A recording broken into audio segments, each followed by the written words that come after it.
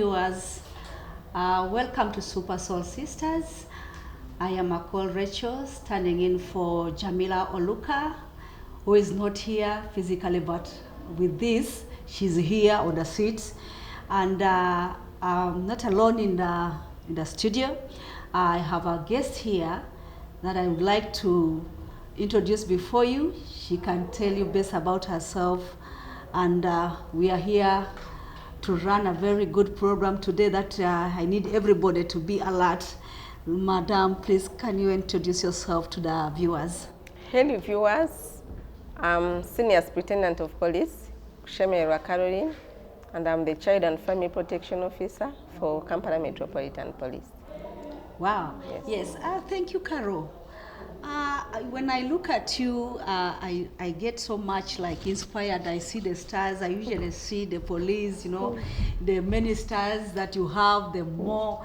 I see so many stars.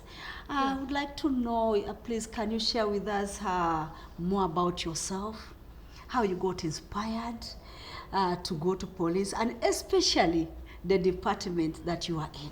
It was a friend who brought me an advert. I didn't have I had an interest of joining the police, no.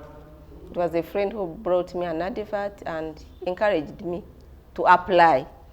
And when the shortlist was done, good enough, my name was shortlisted. It is from there that when I was going to do the interviews, I met a friend who was an OG. We had gone to the same university, Chambogo University. And from there, that is when I was gotten encouraged, and we made sure that since we had all gone through, that is how we were recruited in the Uganda Police Force. That was 2007, September. Wow. And that is how I joined the police. Oh, that is so interesting. Yeah. Yes, so police, I'm so much interested. Now, when you join police, I believe police has sectors and say you go here, you go there. What did you pick interest, especially for this sector that you are in? Because I believe police has departments like any other institution. So why did you have to, what inspired you to pick that area? Most times in the police, you don't ask where I should be deployed. But the deploying officers, you just see a message that you have been taken to a particular department. It is only that when I was taken in this specific department, they took me where my prayers had always prayed for. I had always wanted to work with issues of children, issues of women. I think also the courses that I had done, I did Bachelor of Arts with Education at the university. So somehow that is where I was inclined. And thank God that our trainers maybe could have identified me to do more of my social work. And I found myself being deployed in that department. And that is where I concentrated, being that is where my interest was. Yes, this is a family child and we call it a child and family protection unit, and it is Kampala Metropolitan. There are lots of things. You've mentioned something very interesting. You first started with education, and then you... I did a Bachelor of Arts with Education at the university. You can imagine how rich I'm a teacher by profession. So she's a teacher by profession. So she has I only ran away. This is so interesting. You didn't run away. Actually, you have a school there. You have students there. You're only handling another category of learners. Yeah. Yes. Our viewers today, we are with Carol here. We are trying to look at the 16 days of activism, generally to what we look at ending gender-based violence. When we look at the word violence, there are many things that come to us. The word violence does not just come to exist. There must be something not happening right wherever we are, and then the word violence comes in. So we are looking at how violence, how we can end violence in the women and then the girls. Basically, the 16 days looks at the women and the girls. Carol, I want us to share something. In the community, we have a lot of violence, but in different forms. Can you help us find out what are the forms of violences that we are actually experiencing in the communities that we live in? We have a number of forms of violence within the communities where we stay, within the institutions where we work, within the institutions, the schools where our children go. In the hospitals, we have also had cases being reported there, sexual harassment. But we can group them, we can categorize them into physical. The physical is the beating, the slapping, the burning, the physical harm that you can see that this person has been abused. And that is the common one because people know it as the only form, by the way, of violence. That is what people know, that when I beat a person, they will know that I have beaten. If I burn a person, if I slap a person, so physical violence has the biggest number of cases, and also it is very well known.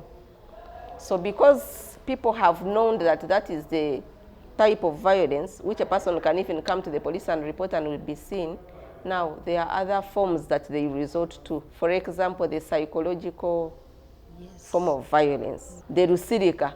People just keep quiet and they are using signs and writing. If you're a woman, the spouse, and you want like the budget, the list of things, the items that you need in the house, you write, put the sheet on the table before the husband leaves. You read it, put the money there. Now that is another form of violence that is killing people. Depression is real. You see people moving there, you see vehicles knocking people. It is not that people are just being knocked from nowhere. People's minds are far. So that psychological violence is very dangerous because it has gone into depression. Recently, I remember I got a client who came to me, had been referred to me from one of the institutions of government because she went there that she wanted to meet a president. And people were wondering, meeting a president from nowhere, even like in small sandals, like, I think people were like, there is something. But because they knew me, she came, I talked to her, speaking uncoordinated things. That when I'm at home, people have electrocuted my house, people have done this, you know, you look at someone and you see that that is psychological violence. But other people might not know it. They might think that the person has run mad. But when the person gives you a story of what is happening, then you know that the person is going into depression, and that is psychological. And normally it is where there is a lot of domestic violence and where there has been separation. That is where it is worse. That silent treatment is the worst killer. That means there's a lot really with the psychological. And it is affecting us because it is hard for people to open up, to come and tell you that I'm going through this, I'm going through this, I'm going through this. Because of COVID, people lost jobs. People have also lost, because of the economic hardships, people have lost businesses. People are in a dilemma. So someone who used to work and can feed the family, we also know that we have a number of single mothers who are handling, who are taking over the roles of men. Even when the men are present in the homes and even those who are not there. So present and absent at the same time. Present and absent at the same time. So interesting. And the women are looking after the families, paying school fees, buying food, paying the bills. And then such a person loses a job in a day. What happens the next day? It's just you see a person, things beginning to change. You have the person, but ideally the person is not there.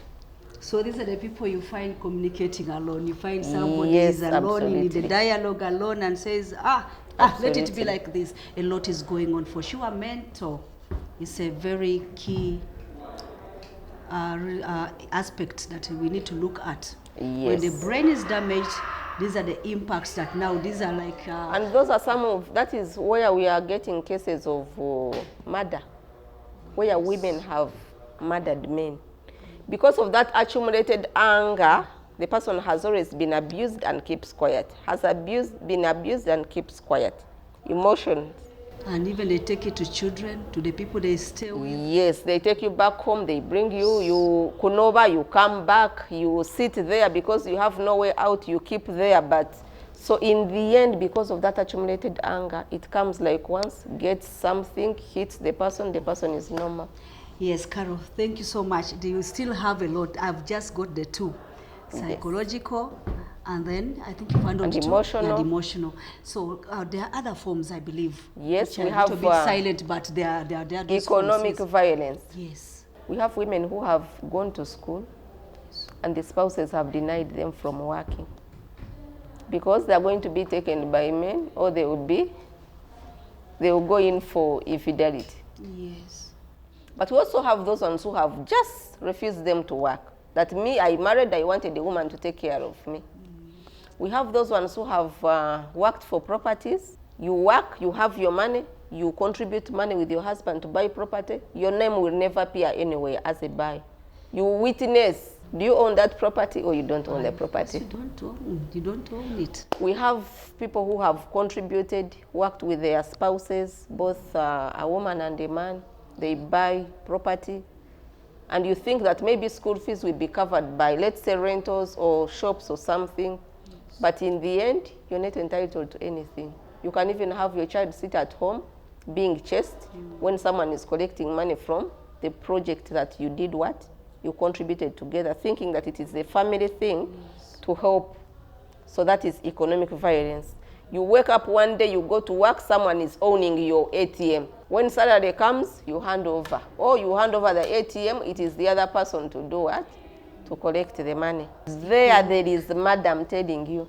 The reason why most of the times police doesn't take chances and we don't wait to handle those cases because ideally the department we don't look at separating people. Yes. We look at reconciliation. Yes. And you know, once we have a criminal case, it is investigated, you take it to the state attorney, they sanction the file, we produce in court to answer criminal charges. There is no mediation in that, ideally.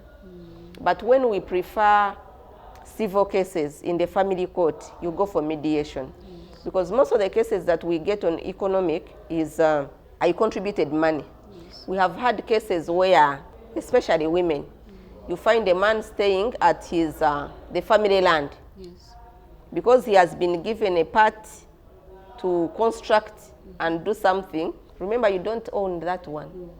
Your name is not anywhere. It's not anywhere. You cannot claim it. You come because you have produced children, you want them to be okay, you don't want to keep on shifting from one room to another. You're like, let's contribute, we put something for our children. You construct there. When your husband is no longer there, or when he's there and he's tired of you, I'm telling you, you will walk out empty-handed because you don't own the place. And most of the cases that we get reported is when the spouse has died. The family will tell you, walk away because this is our family land. We never sold him and we never gave him. We only told him to do what?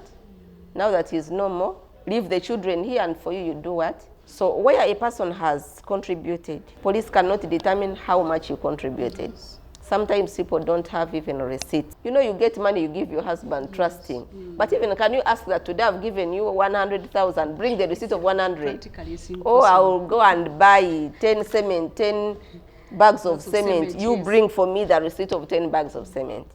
You cannot. Yes. But once you contribute that and issues begin coming up, you walk out empty-handed because you don't have the evidence that you contributed. Now, this is where I pick interest in. Now, this is a family that has worked for whatever material. And most of the times, a family which is based on the marriage that is not recognized. Yes, don't remember illegal. that one. Oh, this illegal one usually. This one where you made that means cohabitation. Economy actually affects a lot. We have heard stories of actually murder, disagreements, or even where the children have become victims of circumstance. Absolutely. Because of people failing to agree. Yeah. Sure. Then we have sexual violence. Yes, please. That is where we have defilement, we have rape, we have a number of them. Yes. Those ones that fall under the category of defilement and rape, sexual violence. Yes, sexual violence. And then there has also always been a debate that is there rape in marriages. Oh, so rape, this is so interesting. Rape so in marriage, that is the but sexual rape in marriage. Yes. Yes. Because when you look at rape, they say no consent, where the person has not consented. Yes.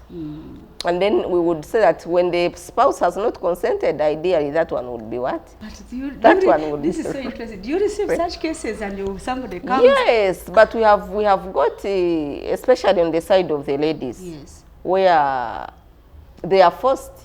Yes. They are forced, especially when they are in their menstrual cycles. Or They are maybe forced. somebody has just given birth. You have those instances. When they have, yes, they have reported such cases. So bad. Only that tradition the culture has brought it in a way that a woman should not refuse, but they have reported cases of rape.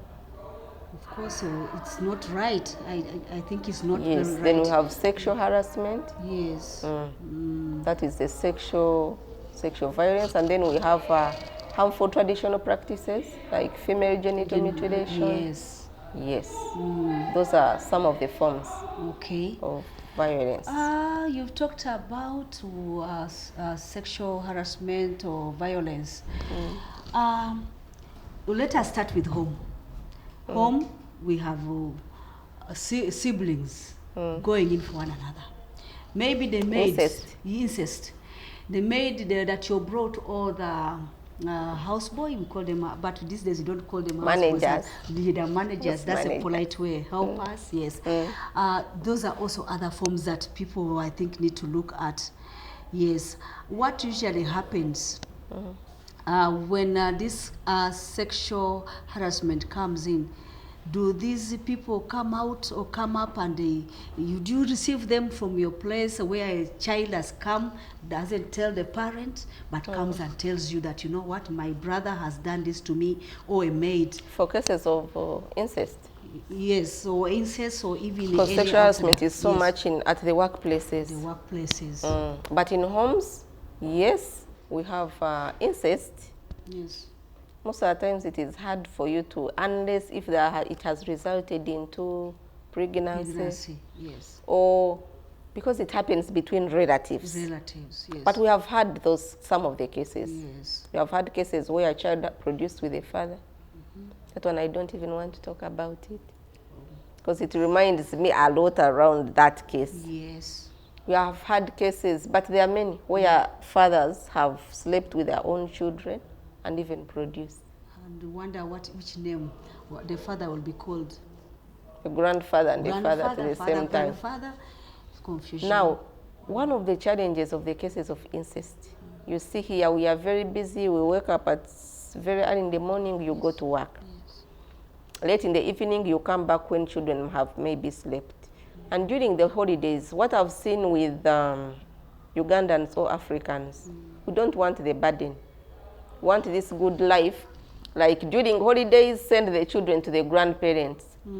Here, when you have a sister who has a very big home, and then maybe there is a maid during holidays, for you don't have, you're like, you go to stay with your aunt? Your auntie. After all, the food is there, everything is there.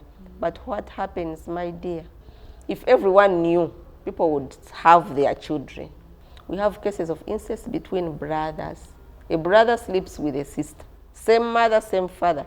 We have had cases of uncles who come in like to push children to higher education, colleges, supporting, universities. They use the same girls or the boys that they are helping. We have had cases of you bring your brother to come and do what?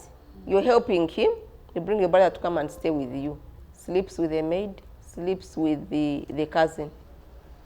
But because people don't want to spoil the relationship, and no one wants to see the other child going to Ruzira and taking those very many years, people decide to keep quiet, but families have separated because of that, completely separating. Carol, even just the shame alone. You know, when you blow out, everybody comes to know what mess is around there. So people try to conceal and keep quiet. And we have had children abandoned out of that. Yes. Because they call them what? The caste. So there are some cultures who can never accept completely such children because they are a caste. There are also children who have not grown. With my eyes, I saw a child of 8 months, can't sit, can't eat, cannot do anything. Indeed, Those ones, they say they are cast. Some children are abandoned, some children are adopted. Because the family cannot stand the what? The embarrassment. The embarrassment. It's so embarrassing. The curse, you know, all those issues that are surrounding. So we get children who are abandoned. They bring and abandon a child somewhere. And you're like, but since who would abandon?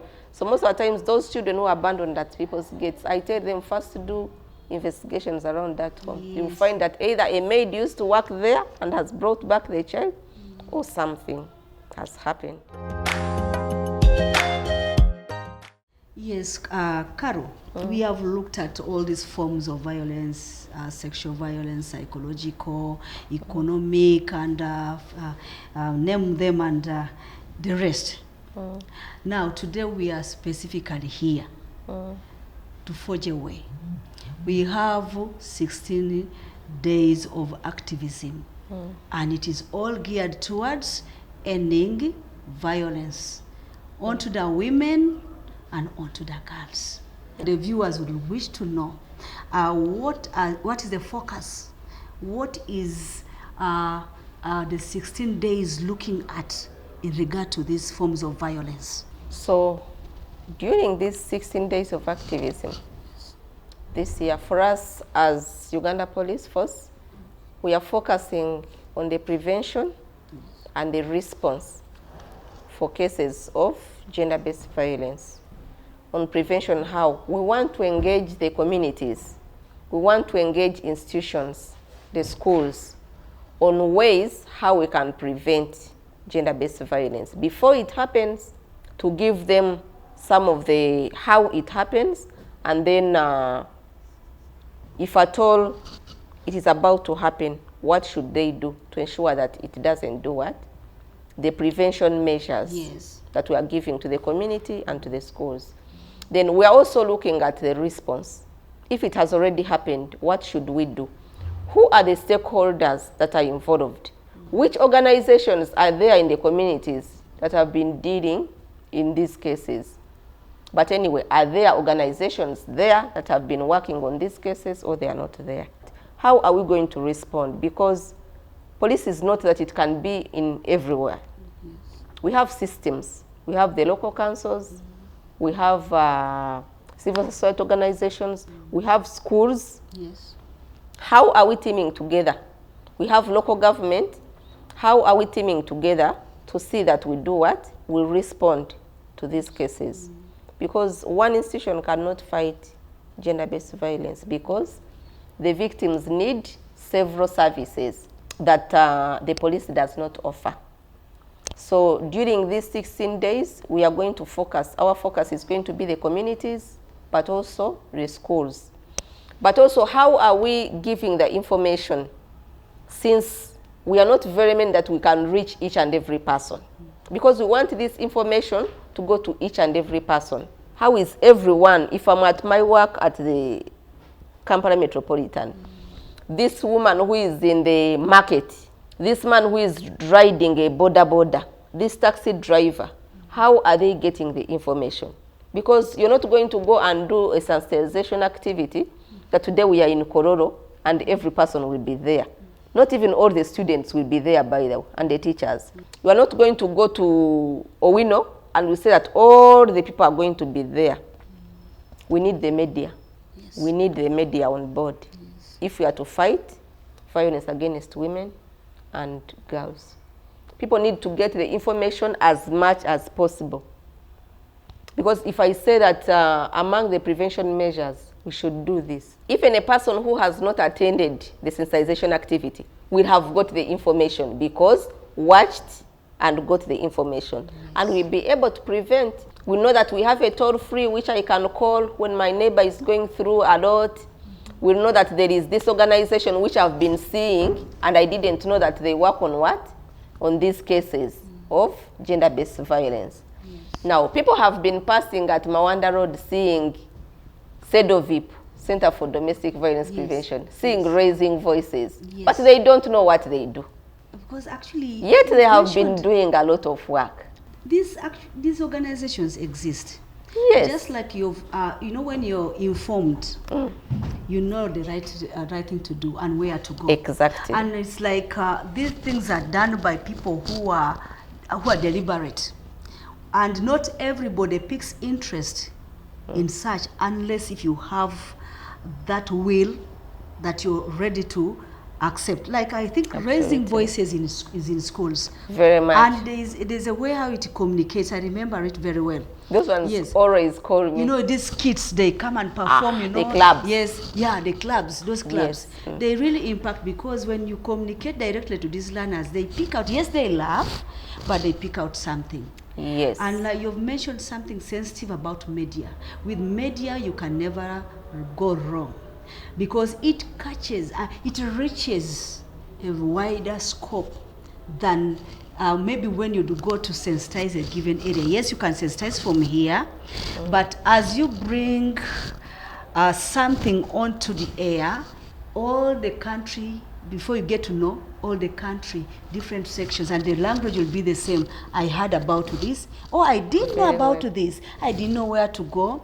I didn't know where to report. You know, so media, that means... It has a role to play. Yes, it has a big role. Though media has different parts, different kinds of media. Yes. They can promote violence, but they can also prevent violence. They can promote, I have liked promote. They can promote, and but prevent. they can also prevent. Yes. Yes. And also give people the response, how they can respond through giving information. Yeah. But we need to engage the media in terms of prevention and response to counter the promoting, because the promoting will always be there. Facebook will always be there. TikTok will always be there. But how are they getting information to counter the wrong information that is being given on other social media platforms? We need the media. So that when a child sees the other video, when you're here, you tell them that this is not for children. Yes. A child should not have access to this, and this. Super Soul Sister is actually doing that.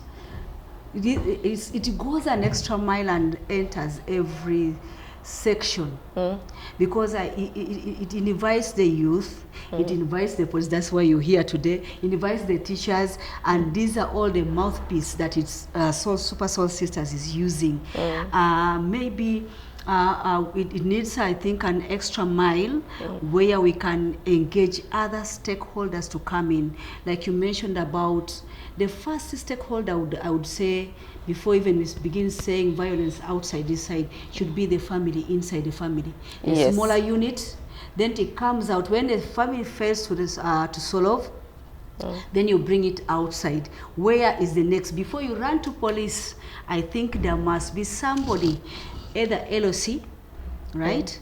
And the LOCs also have different sectors, I believe. Yes. Yes, so you go to, if it is a security case, then you go to defense. If it is that matter, there must be a Nabachala handling such things. If they fail, if we can create that system and people get to know that there's a system, people die not because they want to die, right? But sometimes they lack the information where to go. Is the problem. Where do I go? Yes, I have this problem, and they hide with it inside the houses. Shortly, you get to know somebody has committed suicide. Yes. So I think with this, with the 16 days of activism, it is really very vital that we look at, we dig the roots, you find out what is the problem. How do we solve the problem? Who helps to solve the problem? What are the interventions coming from a different... These are voices coming. Yes. It's not one man's show. No. We sometimes bring issues that are supposed to be solved to police. We run to police, the people run to police. And yet the thing is just... True. Yes, like you teach the children at home.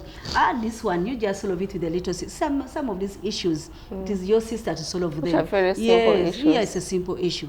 Just because maybe... Like we've said, psychological. Economics goes psychological. Exactly. Sexual goes psychological. Very well. All these are, I mean, all of them, verbal. You didn't mention about verbal. Oh. Using the mouth. Some people have killed others using the mouth. Blackmail. blackmail, saying something against, and the evidence is even brought. And I'm worried with I think the that AI, one it comes under emotional. Yes. Because they use the words Yes. to hit the emotions. Yes. And we have had parents talking to children like that. Toina magezi nga mama wo. And people abusing you that you're stupid, you don't understand, all those. A person loses self-esteem. And you're like, I think what the person is saying, there is some sense. Indeed, it seems saying I'm magezi. Because I'm seated here, I'm not doing anything. People, someone makes you to believe that indeed you're nothing. Through controlling, meanwhile, so they cut off. There are some people whom they have removed phones by them. Yes. A spouse is at home. You are not supposed to get out of the gate before calling. It is only one person that will allow you today. Okay, I'm going for shopping. I'm requesting that the person will get out of the gate. That controlling the verbal. So I see prison in the home. So prisons are not only in police. So some people are living in prisons within the homes. Oh, so interesting and so hurting and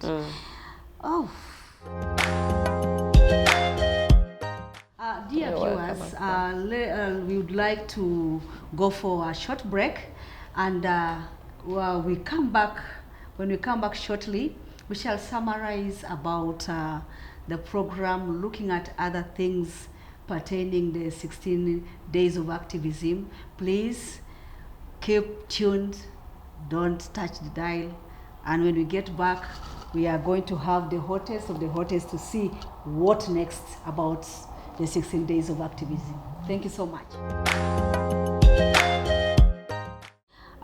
We are back, and we are handling something again, where we are going to look at now the role over the 16 days of activism. Yes, Carol, back again. You are welcome. You back from the short break. Can you please again take us to the roles? The 16 days of activism, I can say we have a number of stakeholders, and we have a number of organizations. Though we are doing somehow, most of the times you find we are doing almost the same things, because we are all aiming at the same thing, campaigning against violence against women and girls. We have a number of organizations, we have a number of government institutions, we have a number of civil society organizations, very many stakeholders.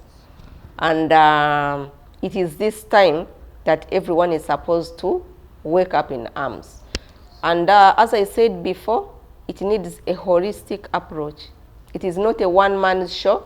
And this is the time we are supposed to come on the round table and work together to fight violence against women and girls. As I said, police is going to be here. Ideally, police is, one of the roles is law enforcement. Enforcing the law. A case has been brought to the police, reported. Well, how do we go about it? Investigate, ensure that the culprit is prosecuted. Investigate, ensure that there is reconciliation. Investigate, mediate, and maybe solve the case. What is the probation officer doing? We will have victims out of the case of domestic violence or gender-based violence or violence against women and girls. And if we have victims, it is the role of the probation officers to take care of the victims and support those that need emergency shelters, those that need care and protection. That is the role of the probation officer. And placement in shelters to ensure that they are safe as the case moves. We have civil society organizations. They do a lot of sensitization. They do a lot of lobbying. Also, police does counseling, basic counseling and guidance, sensitization. We do all that. Only that the cardinal role is law enforcement. We do other number of activities and work with other organizations. Carol, you've mentioned about law enforcement and then guidance and counseling. People have a perception, the moment you see police, run away. This is a case. I think the community, the people should get actually to know that the police, there's somebody who defines police for me so well. Every word has polite, obedient, loyal, intelligent, committed, and the E is what? I've forgotten the E. So when you look at all those things, there's no need for us to run away from police. Actually, police is there to see that we are safe. Where at school you're safe, when they come to council, the teachers now, the head teachers and the institutions, when you see police coming in, please don't run away. There's a sector in police that actually comes to guide and counsel. You have cases in schools where these learners have gone beyond you. You can no longer manage, the parents can no longer manage. Maybe the third party, the police, when they listen to the voice of the police person handling it, the way we speak sometimes maybe matters. When a teacher speaks in another way, but the same thing. The police comes in. Yes, the police will come in two ways. Show you that if you don't comply, you will end up this side. And yet for us, the teachers, we only say, please behave, be this. We want an environment where learning can take place. But the police goes an extra mile. If you fail to do this, then you will come to our hands. I think the police has a very key role, and I think the police should be directly coming in, because we are registering cases in schools these days where there's need for intervention. Yes. You're right. You know, a child snatching, a child boxing, a child piercing, vulgar language. I mean, all these things, they don't know that these things can easily end them up in what? In the prison. And I think also, you know, children, most of the times we had, in fact, people are choosing us. Yes. That this department, you're only ever talking about children's rights. Children's rights. You're not talking about the responsibilities. So children have grown what? Wings. Yes. Children's rights, don't beat a child, don't do this. Yes, just like the ministry says. But when you're saying the parent should pay school fees, what is the child supposed to do? Yes. Is the child in school? Is the child learning how to do this homework also, helping out with the parents? Or when they tell them, they will refuse, and that is their right not to do something. But what they need to know, and also what us parents need to know, is that the law says that the age of criminal responsibility is 12 years. What does that one imply? That any child that is clocks 12 years and above can be charged to court. I didn't know about that. Very. Wow. You beat a person, you kill a person, though accidentally or what, in any way, you're used by adults to steal, it is a case and it will be opened up at the police. You see now, these are the issues of law now. They said anybody, that's what I knew, that anybody above 18 must be mature, but out there you've had 12 years. 12 years and above. That means even 12 is the law recognizes that person to have committed a crime and will be charged at the police, and also charged, can be produced in court.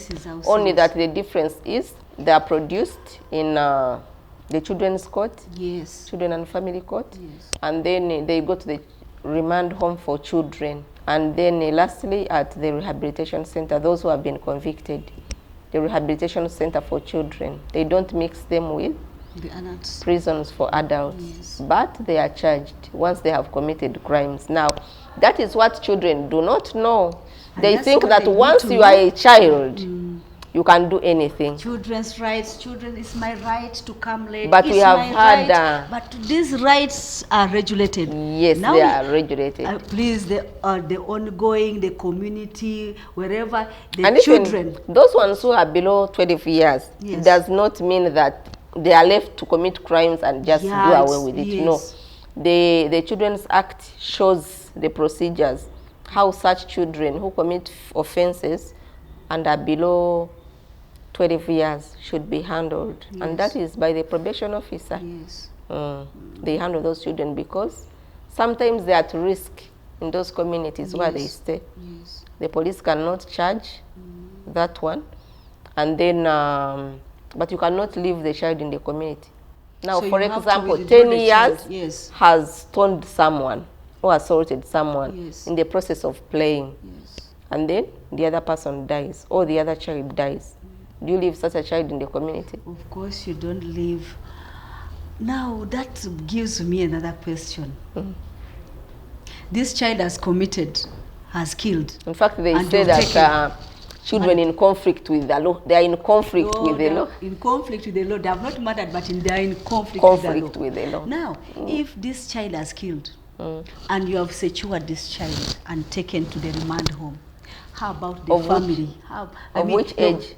The 12 and so on. And above. And above, yes. Now, how about, remember you're now protecting only the child. The child. How about now the family? Now, there are children who are 12 years and above. We have the procedures of handling cases of juveniles who have committed, who are in conflict with the law, and above 12 years.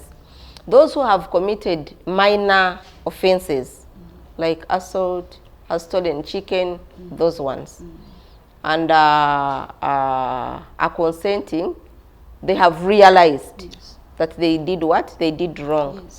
We have what we call the diversion guidelines by the police, by the IGP that were, those ones are used to divert. We don't want those cases of children, minor cases, to go through the main system, criminal justice system.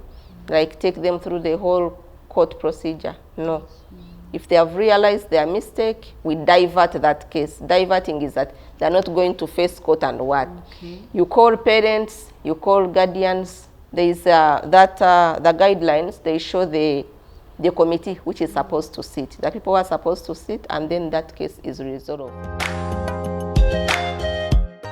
Now, Carol. Yes. Are there situations where, like, you've maybe gotten that child and taken to that place, and you maybe where it can be secure, and again, I'm looking at this bit of this family where this child has come from, has killed. How do you protect? Because I don't think that the family of the deceased can easily for the community. Yes, for the community, and that family where that maybe that case was registered from. Usually, what happens? Do you protect that one them? now takes us to community policing, the sensitization. Yes, you engage that community, and then you tell them the procedures, what was done at the police, how the case was handled, but also the effects, and who was wrong, who was not wrong, but how the community should also approach such cases. And also informing them that it is not the parents that conflicted with the law, but it was an individual who is a child, but also who needs protection, but the parents also need protection. Depending on the circumstances on the ground. There are those cases which can be bitter. Then you would rather put police officers to make sure that the homes are not demolished, which we have always done. Yes, we are summarizing this for today. We are looking at 16 days of activism. Carol, in the sector of police, teachers, the local leaders, the politicians, medical, name it. When you look at the streets, I see these women still on the streets. Their workplace is the market. They have somewhere where they're sleeping. We have the street children still in the streets. In the hospitals, I understand some people don't go away from the bed. If they are discharged, maybe the hospital team will come one time and tell us the experience that there are people they just, after even getting better, because they see life outside there is not okay, they would prefer to be in the sick beds. If they have been and there is no sick bed, at least they get somewhere where they can remain. And then at school, we see cases of learners that actually needs to be to have intervention on. Everywhere, actually, every community, we see that there are cases. This is where I'm so much interested in knowing what is the role. If these people are still existing, and as we are going to celebrate I'm asking, what are we celebrating, jubilating on? Are we jubilating on these people still having, maybe they were 2, now they are becoming 10 and 20 and 100? Is it what we are jubilating on?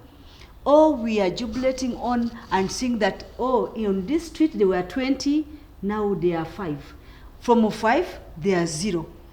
I believe that that would be the best way that we could package and see that the 16 days of activism is working and workable. Yes, so as we are winding up, Carol, please tell us in your few words, from whatever we have shared now, how do we look at 16 days of activism being helpful? It is true of what you have said. We have also received cases as the police, especially the Department of Child and Family, and then the Gender Department of CID. We receive cases from schools, child torture. We receive cases of defilement. We receive cases of women who are taking shelter also in the hospitals. We have also received those ones. They bring them to our offices. I also know that we have women who are also, they have no shelter, and they are sleeping in some of the markets and some of the streets. We have received some of those cases.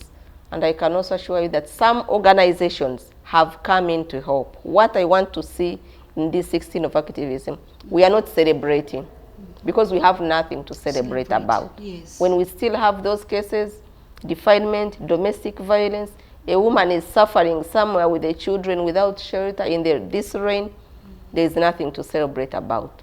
What are we going to do? 16 days of activism, it means that in these 16 days, we should do activities to change what is there. Interventions, programs, activities, engaging, giving people information on the services. We have organizations that give those services, but people are not aware of the services that are being offered. They need information. They need it. So, have we engaged the men where the women are running away from? The suspects in this case, those ones who are committing cases of domestic violence and gender-based violence. Have we engaged them? No. When we do sensitization activities, they are not there. So meaning we need to bring the men on board. We need to send out information that family offices are not only for women. It is not only women who are to report cases at the police. Even men, and it is good that they have started coming. And we have male officers, only that the biggest number is female. But we have offices that have male officers that receive these cases. And we are continuing to deploy male officers. I expect in these 16 days of activism to come together. Police cannot do all this work alone. We need the civil society organizations on board.